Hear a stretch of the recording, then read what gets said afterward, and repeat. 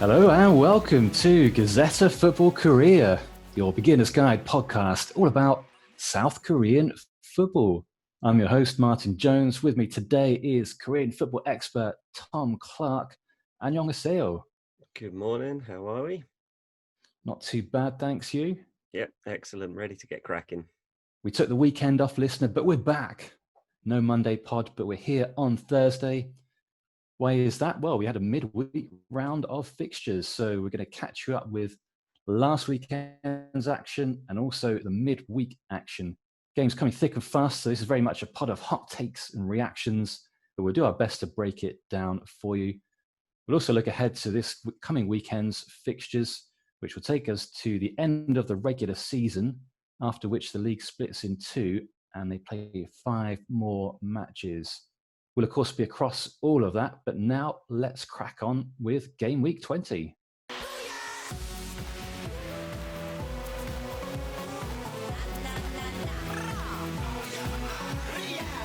Okay, let's start on Saturday. No Friday game, so the first game of the weekend was Gwangju versus Jeonbuk.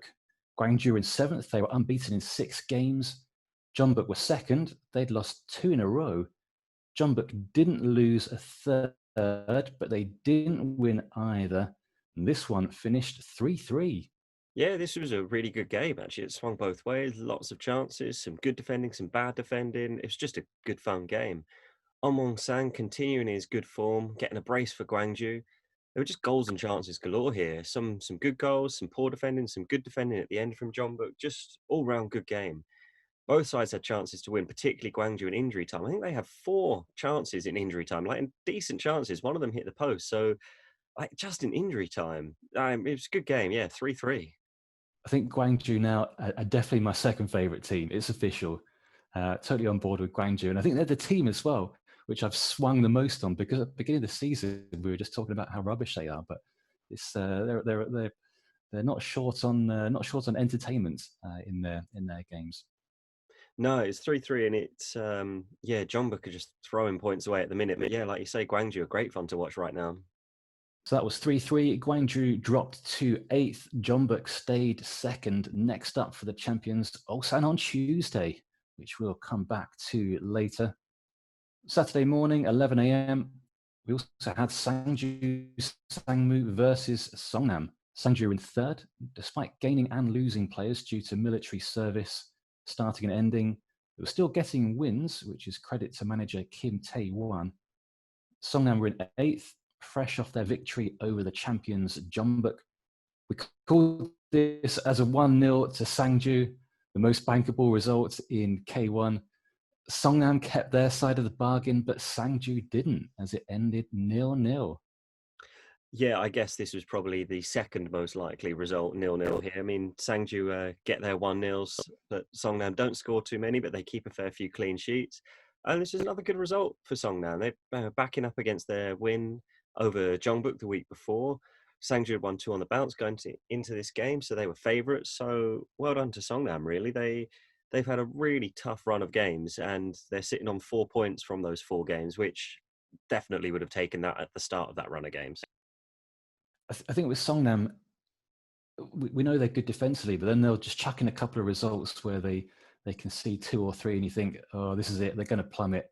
But they keep reeling it back in. And then just when you think they're done, they're on the canvas, they bounce back. So, yeah, well done to the Magpies. Yeah, I mean, I think that, they have games where they concede 2 or 3, but in general, they're just a pretty solid defensive team. And clearly that's what the coach has them working on, because they have good shape and they don't get, it seems like if they concede 1, then they might concede 2 or 3. Otherwise, it's going to be 0.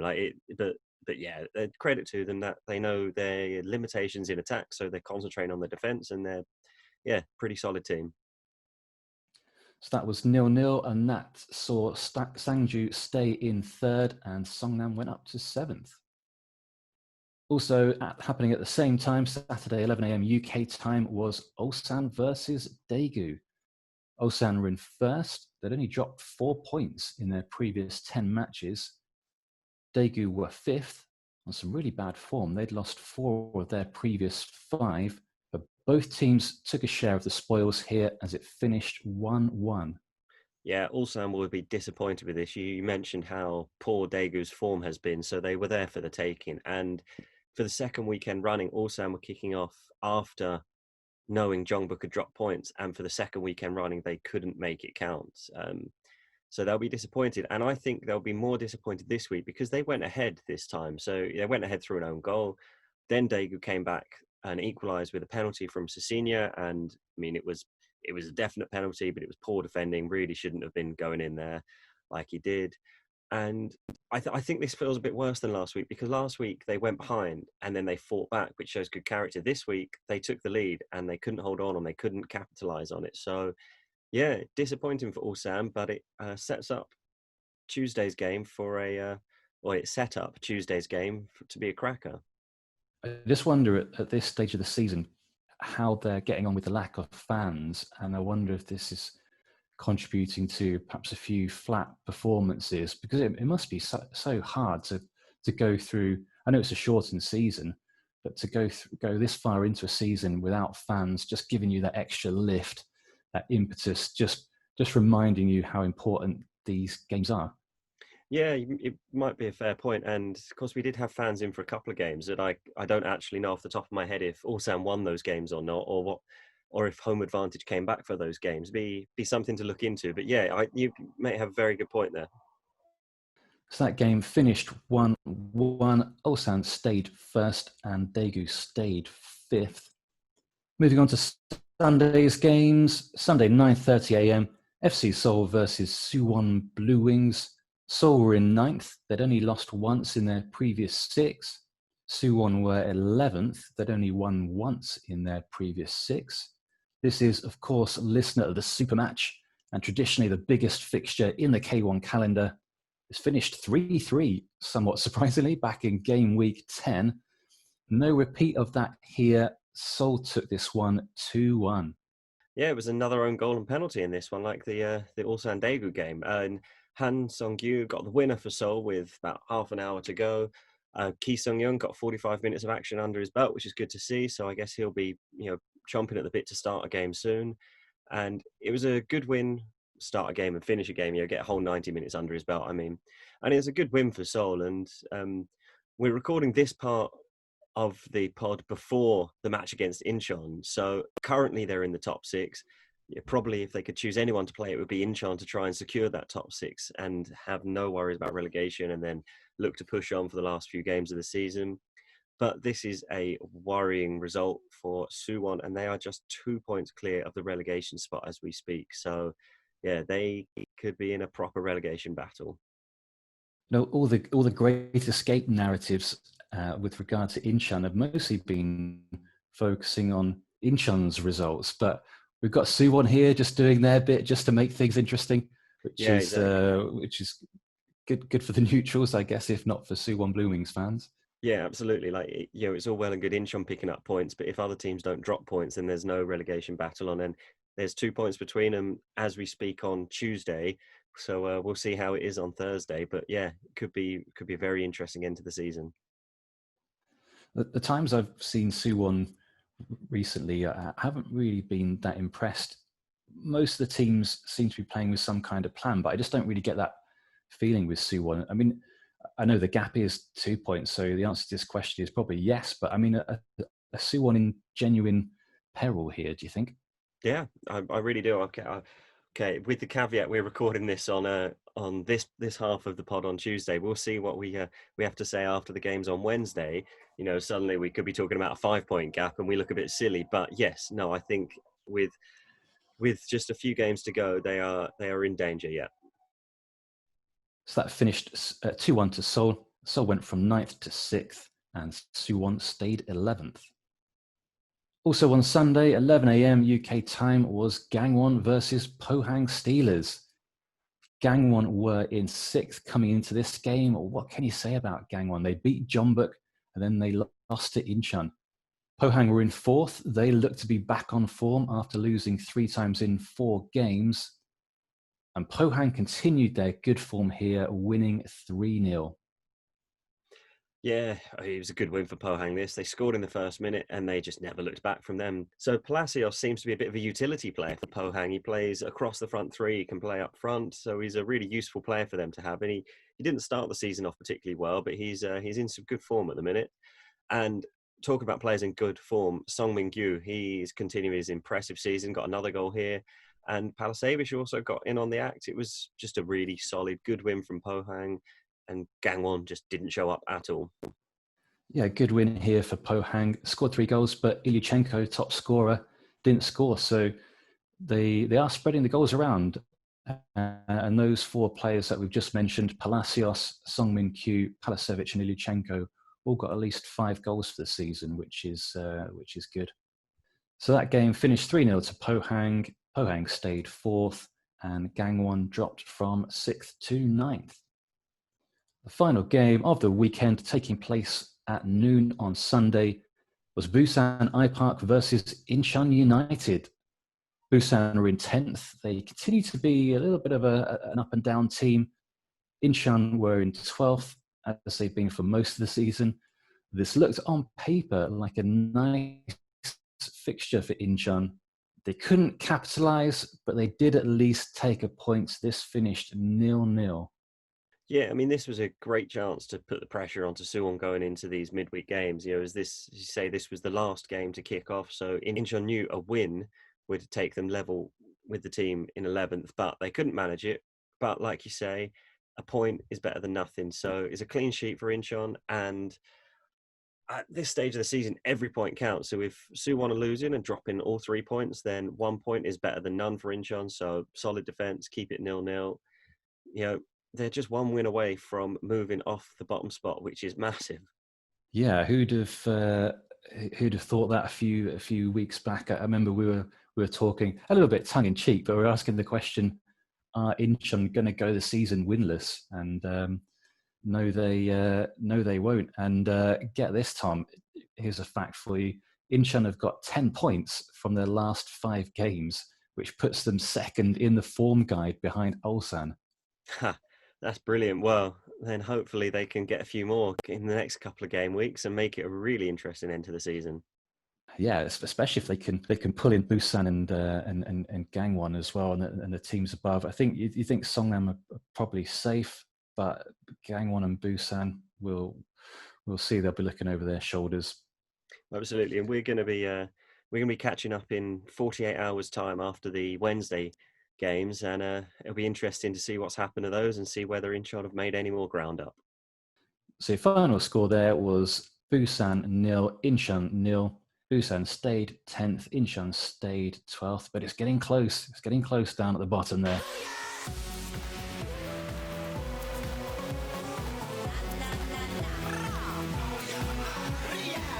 So how did we do in our predictions? Well, I got 3 this week. Backing Gwangju. Tom, you got 2, Yumi got 2, and we'll count all these up on Sunday's pod.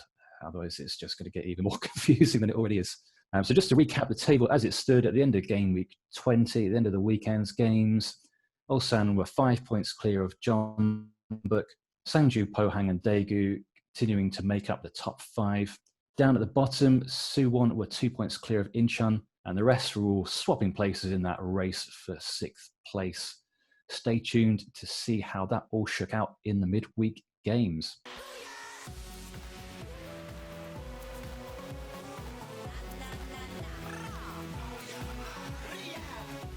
Right, let's get into the midweek games in K-League 1. And first up, not only the biggest game of the week, but one of the biggest games of the season was, of course, Jeonbuk versus Ulsan. There was so much riding on this game.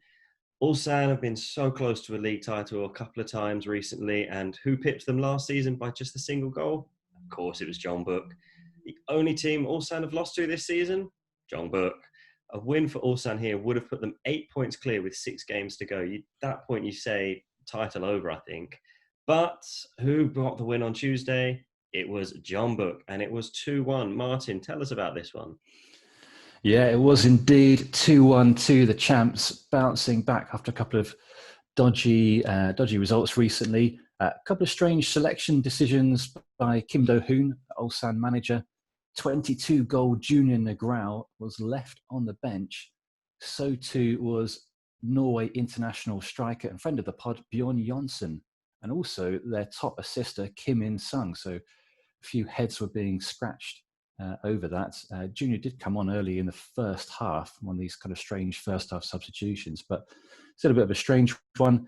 John Book, on the other hand, Jose Moraes just chucked all his best players on the pitch, all their attacking talent from the start. And John Book took the lead really early, 2 minutes, in fact, actually. Mo Barrow technically got the goal, but it was a bit lucky, really. He crossed from the left-hand side, a low cross from a deep area.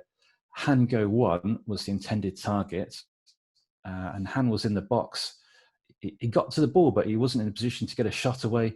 Good judgment by Han instead, so he just stepped over the ball as the keeper was coming out and kind of dummied it, really, and the ball just went past the keeper and into the far corner of the goal. So I don't think he will, but Han really should get an assist for that because it was a smart bit of play from him. But yeah, a lucky start for John Book, but they wouldn't have cared. Just before halftime, Dave Bolthouse and Wondu J, some combination of those two really should have scored for Ulsan following an outswinging corner from the right, but they didn't.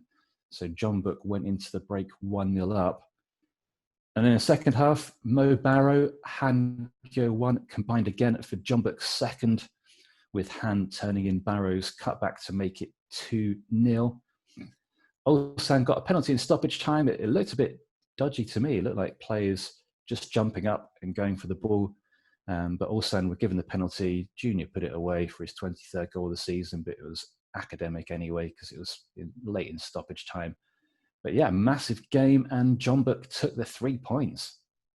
One thing I would say about that penalty is last season the league was won by 1 goal. So, every goal counts here. So maybe that, it'd be very, very unlikely for the same thing to happen again. But, that goal could make the difference. It could be more than a consolation. I'm not sure. Maybe, probably won't, but, it could be. But I mean, the Ulsan manager, Kim Do-hoon, he had an absolute shocker here, didn't he? Benching Junior and Johnson and Kim In-sung. It's just crazy. And I mean, he was pretty much to blame last season for their for them not winning the league. And yeah, God, he's not doing himself any favors with, so what's that, 2 draws and a defeat now in the last 3 games. And then after the game, in his interview, he talked about it. He said, it was my fault, I messed up. And yeah, that's if they don't win the league, this little stretch of games, these last 3 games, when they've gone into the 2 games recently knowing that John Book had dropped points and they haven't been able to capitalize on it, and then they've got done here, yeah, he's got to take a fair bit of flack for this. The other hand, Jose Moraes, he took a gamble because he put all of his big players on, but that meant that they didn't have one of the under-22 players on the pitch, which meant he could only have 2 substitutions for the game. That's what happens if you don't have your under-22 player on the pitch. And in the weather that we've had in Korea, okay, it's getting a little bit cooler now as we move into mid-September, but they've had a lot of games recently, and this is a midweek game as well, and he took a massive gamble with only giving himself 2 subs, and it paid off for John Book. So, yeah, I mean, John Book will be absolutely delighted, obviously, and we get a great title race. I mean, I am neutral when it comes to these 2 teams, but I would rather see Ulsan win the league. John Book have won 3 in a row. I don't want them to do 4. It just makes the league, I think, a bit more interesting if there's another team winning it. But there's a title race on here now, thanks to John Book's 2-1 win. So they stay second and Ulsan stay top, but the gap is now only 2 points with 6 games to play. And boy, do we have a title race on our hands. Now, there was one other game going on at the same time as this, and it obviously didn't get as much attention as John Book versus Ulsan, but that was Gwangju versus Sangju. Gwangju were in 8th, Sangju in 3rd. Gwangju have been getting some good results against teams in the top half. Could they get another one here? No, they couldn't, and we got our Sangju predictions the wrong way round. No, they couldn't, and we got our Sangju predictions the wrong way round. We went 1-0 at the weekend, and it finished 0-0. And we went a draw this midweek. It was the other way around. It was a draw on the weekend, and it was 1-0 Sangju yesterday. Only just, though, because Sangju left it to the last minute to get their goal. Moon Sun Min looked lively in this game. He hasn't had a lot of starts. He's been used mainly as a sub, but because other players like Kang Sang Woo have gone back to their parent clubs following military service, he got the start here.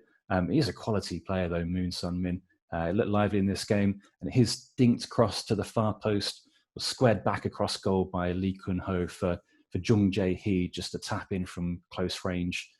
Looked like there might have been a handball rather by Lee when he was bringing down Moon's cross, but good work by VAR, correctly determining that there wasn't. And Sangju, they got a lot of 1-0s, but you could see that they got that in the back of their mind. They know they can win these games. They know they'll keep plugging away and they'll get a 1-0.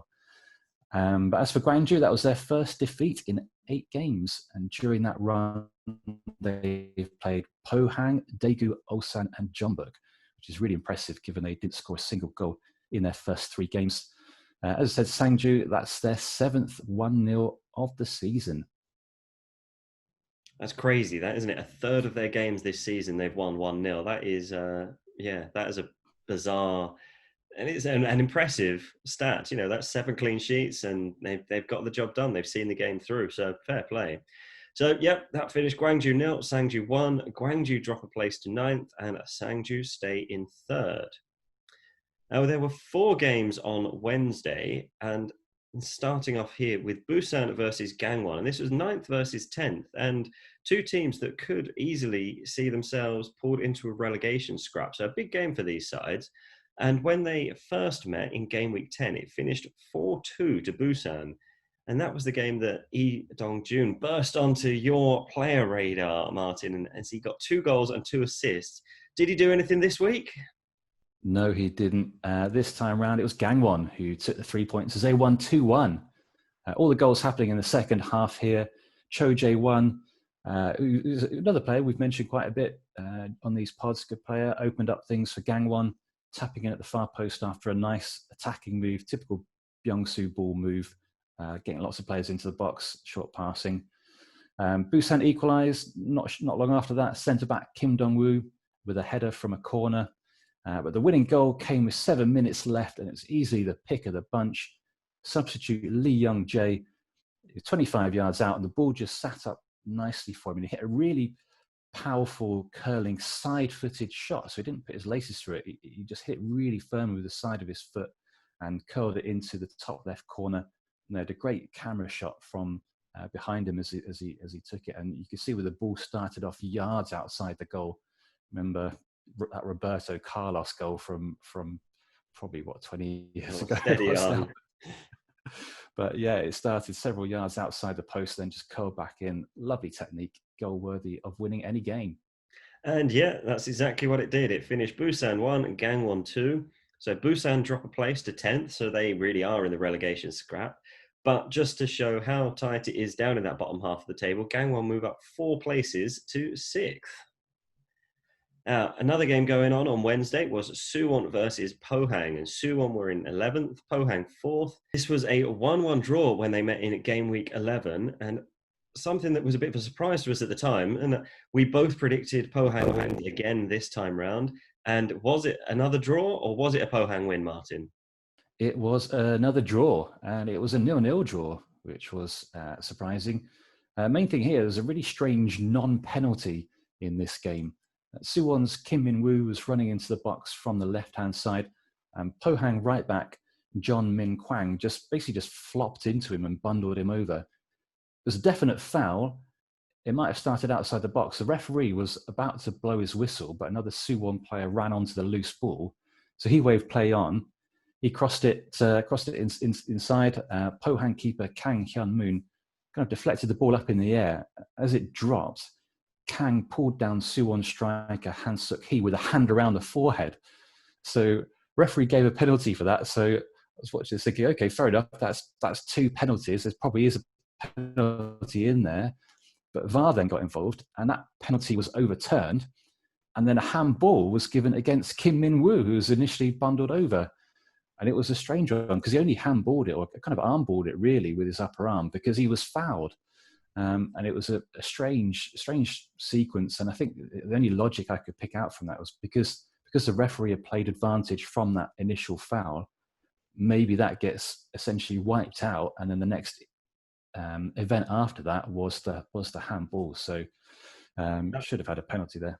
That was really bizarre, wasn't it? And you kind of think, well, cause and effect. Like, he handballed it because he was fouled, so therefore you have to go back to the foul. And I know what you're saying. Like, he played, and I'm not obviously not blaming you as the referee, it's the VAR, and they played advantage from the first one. But where's the advantage if the advantage is handball and free kick? That there isn't an advantage. Surely you have to go back and give the foul, or like you say, maybe it started out the box. But if a foul continues into the box, doesn't matter where it starts, you still give a penalty for it. If at some point it happens in the box, it's not like where the foul begins.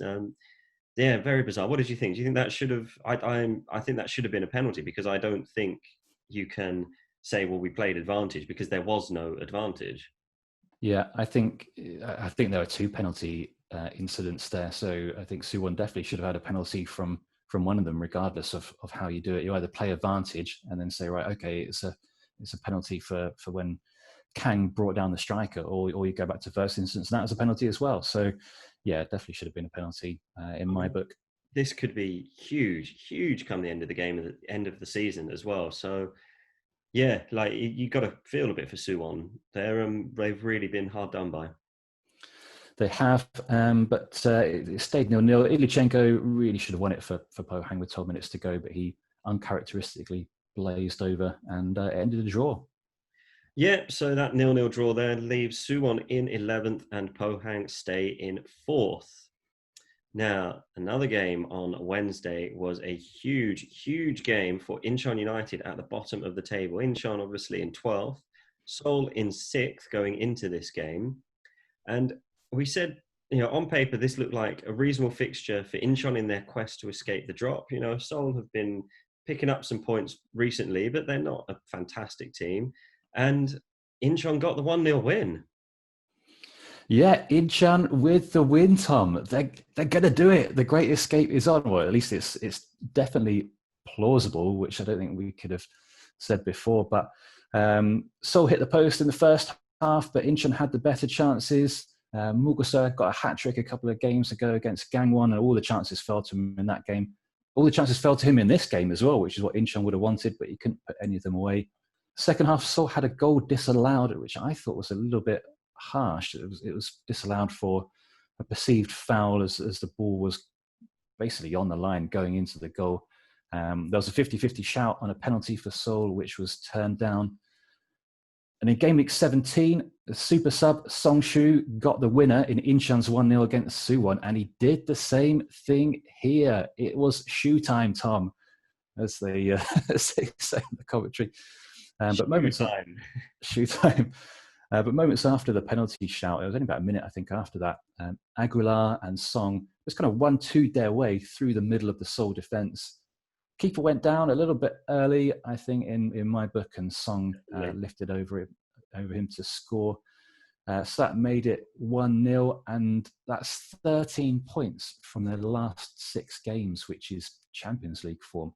Actually, if the league started 6 games ago, they'd be challenging Ulsan for the title. But they're now level on points with Suwon Blue Wings. They're only 12th by virtue of having scored a couple of goals fewer. But Tom, is it going to happen? The Great Escape? I mean, never write off Incheon. I never ever write off Incheon. It's brilliant, and I don't particularly want Suwon to go down, or Busan to go down, or Incheon to stay up. But I wanted a relegation battle, and I thought a month or so ago, I thought it's a real shame that only one team go down, because otherwise it would be so close down at the bottom. But we've got a relegation battle. We've got 6 games to go. We've got a title battle. We've got a relegation battle. We've got Champions League places to be played for. It's going to be a cracking end to the season. It really is. So, and don't forget the 6th place trophy as well. And which of course, your 6th place trophy, although that ends next week. Well, that ends this weekend. In like 2 days' time, the 6th place trophy will be awarded to somebody. And there's a number of teams who could end up in 6th and in the top half of the table for the last 5 games. And then all the other teams could get drawn into a relegation battle. I mean, we jokingly call it the 6th place trophy, but it really is a big deal this weekend. It really is. So, as you say, this one finished Incheon 1, Seoul 0. Seoul dropped to 7th, And Incheon's win moves them level with Suwon on points. They stay 12th by virtue of having scored fewer goals. But what a great win for Incheon. And with Suwon dropping points, it could not have come at a better time. Now, the final game of the midweek round saw Daegu take on Songnam. And Daegu in 5th, Songnam were in 8th. The Magpies were finally getting to the end of their horrendous run of fixtures where they played all of the top 5 in consecutive games. But they managed to get a couple of good results here during this run. A couple of a win, a draw, a couple of narrow defeats. Could they get another one here against Daegu? Well, it was close, but no cigar. They came back into it, but they ended up losing 3-2. Yeah, spirited performance from the Magpies. Daegu took the lead early on through Dejan Damjanovic. 7 minutes before halftime, Cecilia made it 2-0 with what I thought was a very Aguero-esque shot, which he just hammered into the roof of the net at the near post. Songnam pulled on back just before halftime, which my mum always says is a good time to score. Header from a corner. Absolutely no marking going on this. And then centre-back Lee Chang-yong up for the corner doing the damage. And Rosie knows. We all know that Rosie knows. So if she says it's a good time to score, then it's a good time to score. And then Songnam's international midfielder Na Sang-ho, not someone we've mentioned that much, probably someone we should have mentioned a bit more, but he then equalised with half an hour left with again another good goal, unstoppable effort from the edge of the box after a nice bit of footwork. But then minutes later, Dayan stamped out the Songnam resistance. I've had enough of that, Songnam. I'm going to score the winner, 3-2. And actually, Daegu had 3 or 4 good chances after that, so could have scored a couple more, but stayed 3-2. But yeah, much needed win for Daegu.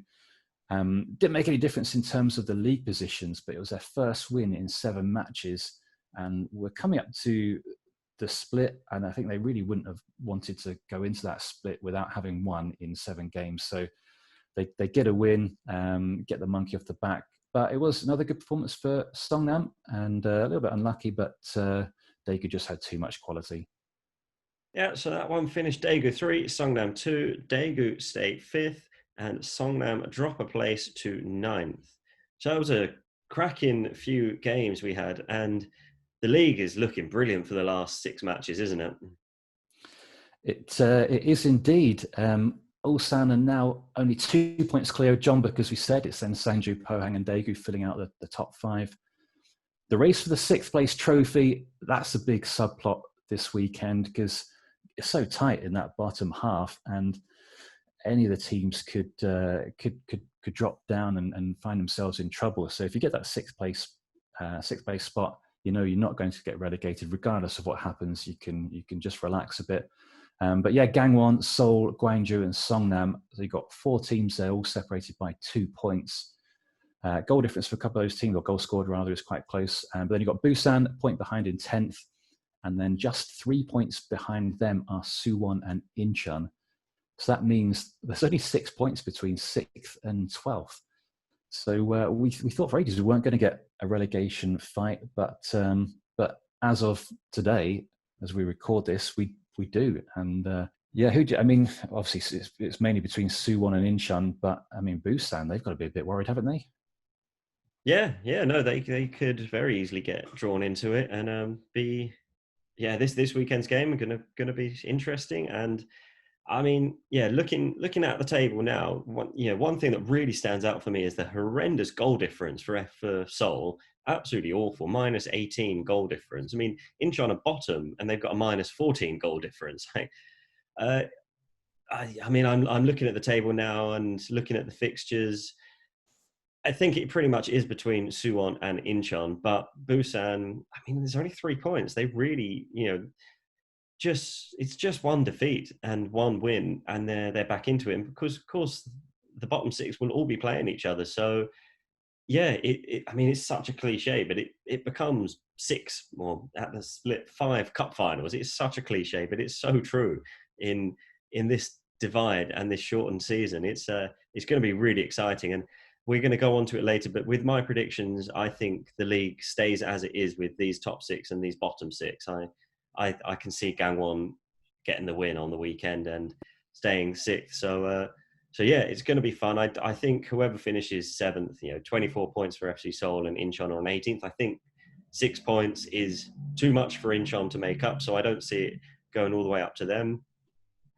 Songnam 4 points clear at the minute. They could get dragged into it, but with only one team going down, I think realistically we're looking at one of Busan, Suwon, and Incheon. Yeah, indeed. Talking of predictions, how did we do in our midweek round? Well, not great. So, Tom, you got 1. I got 2, partly thanks to backing Incheon, which is a bit of a strange thing to say. And Yumi got 3. So, obviously, Incheon getting the win there. So, we'll count these up on Sunday's pod once we've done the final round of regular season games.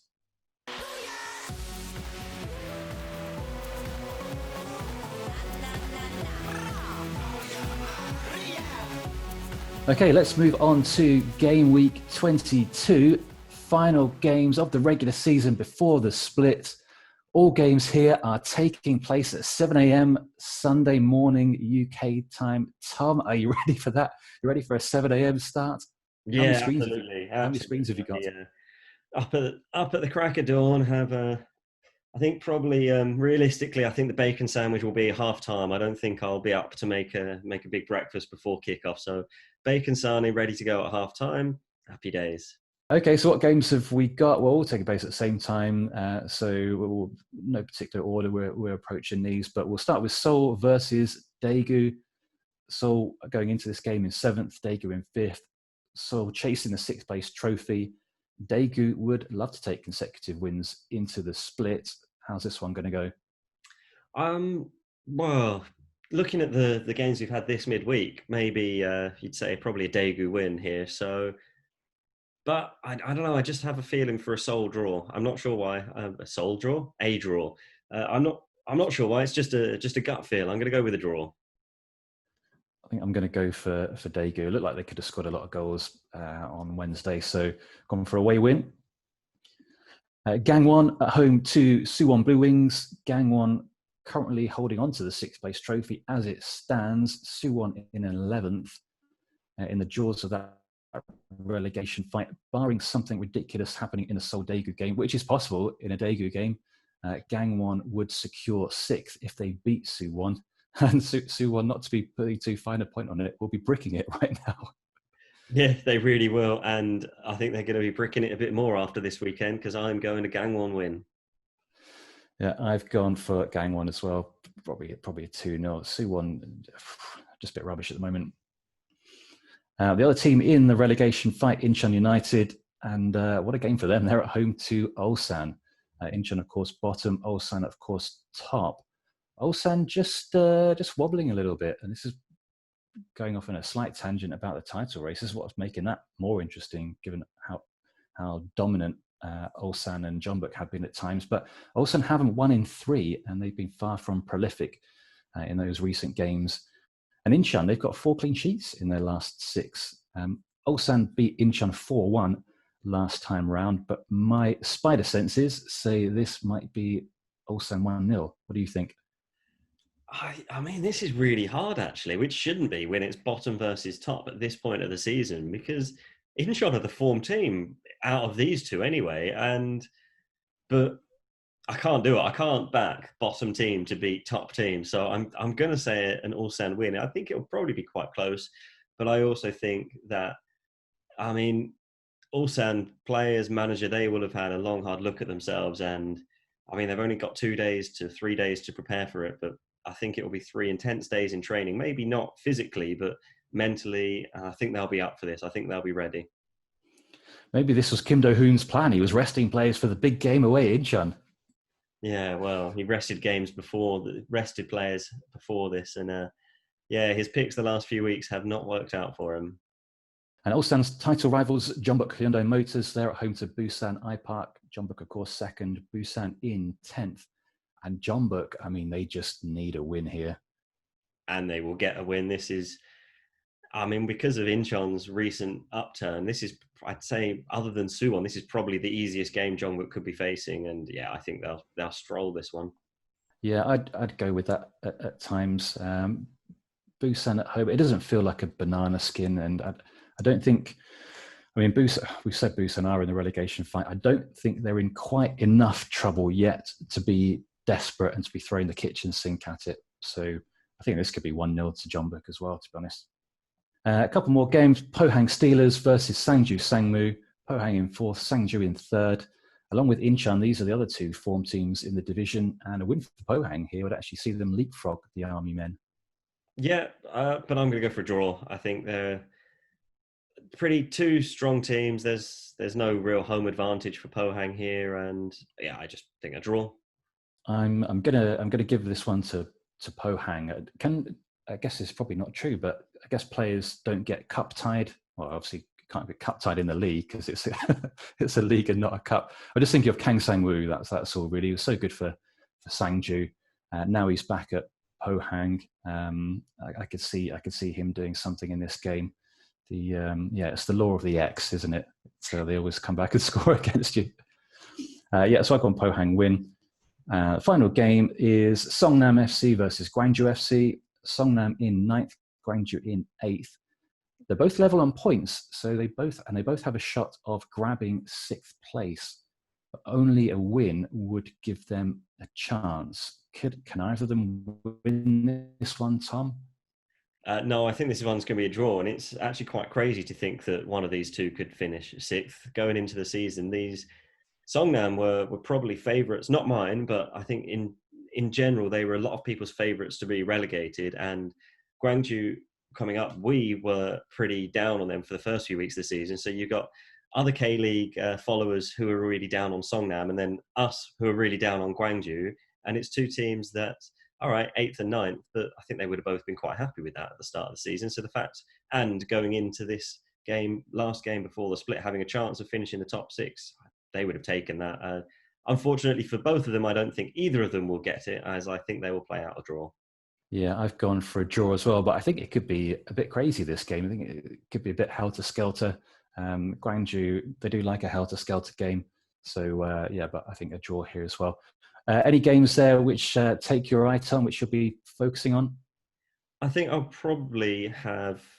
I'll have 3 on, so I'm choosing half of the games, but I'll definitely have my eyes on Gangwon Suwon, Incheon Ulsan, and Jeonbuk Busan. I think Jeonbuk Busan not massively, because I expect Jeonbuk just to win that one, but Incheon and Suwon rather than Ulsan will be the ones I'm looking for. I mean, Pohang Sangju, good game, but not enough riding on it. Songnam Gwangju, nothing riding on it really, and Seoul Daegu. I mean, yeah, I've literally just picked out all 6 games, haven't I? Like they're all interesting. But if I have to choose one, no, I'm not going to choose one. I'm going to choose 2. I'm going to go Gangwon Suwon and Incheon Ulsan. Yeah, I think Gangwon Suwon. There's a little bit of riding on that from the 6th place point and obviously the relegation point as well. I quite like the look of Songnam Gwangju. I think that could be a good game because I think they'll both want to win this. I know obviously all players want to win every single game, but I think there will be an extra bit of incentive in this one. And both teams have scored a few goals recently. Both had decent results against better teams than the ones that they're facing in each other at the weekend. Jeonbuk Busan, I think that, as I said, I think that could be 1-0. Incheon Ulsan, I think that could be 1-0. I think they'll just be grinding these results out, get these results done, get the wins in the bag, and then move on to the split. So, yeah, hopefully either way, hopefully we'll get a bit of entertainment to reward us for getting up early on a Sunday morning. But we'll see how it goes. Okay, that is our game week 20 and 21 pod done and dusted. Tom, thank you very much. Kamsahamnida. Kamsahamnida. Kamsahamnida to you too, listener. You can stay up to speed with us on social media at Gazzetta Korea on Twitter. We're also on YouTube where we host the video of these podcasts, and we're on Facebook as well. In the meantime, stay subscribed to the podcast, and we look forward to catching up with you next week for some more K-League action.